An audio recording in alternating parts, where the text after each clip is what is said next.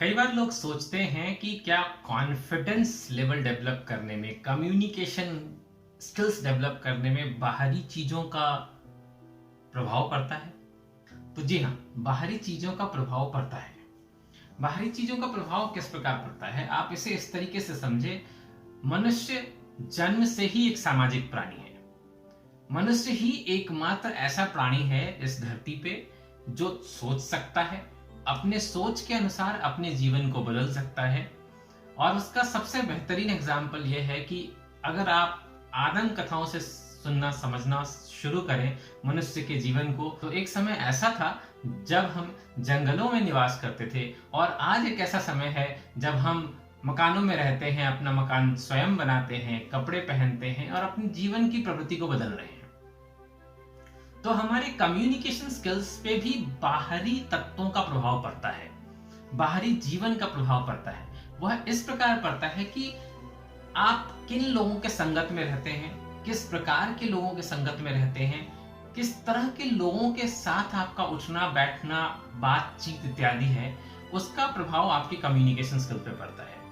Example के तौर पे बहुत सारे चुटकुले आपने सुने होंगे। जो डॉक्टर होता है उसकी बातचीत में चुटकुला भी दवाइयों वाली होती हैं और बातचीत भी डॉक्टरों वाली होती है। कोई इंजीनियर है तो इंजीनियरिंग के चुटकुले बनाता है।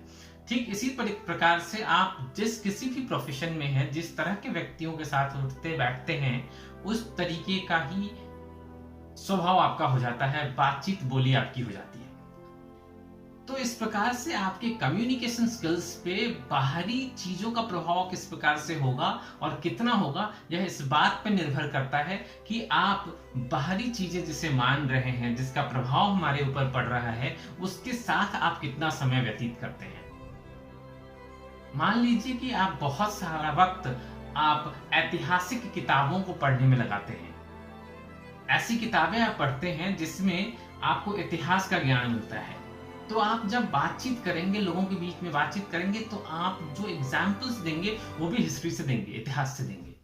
अगर आप साइंस की पुस्तकों को ज्यादा पढ़ते हैं, फिक्शन की पुस्तकों को ज्यादा पढ़ते हैं, दोनों अलग अलग विषय हैं। साइंस एक अलग विषय है और फिक्शन एक अलग विषय है। लेकिन अगर इस तरह की पुस्तकों को पढ़ते हैं तो जब आप एग्जाम्पल देंगे, जब आप अपने कम्युनिकेशन के दौरान कोई बातचीत रखेंगे, तो वहां भी एग्जाम्पल्स वहां से आएंगे।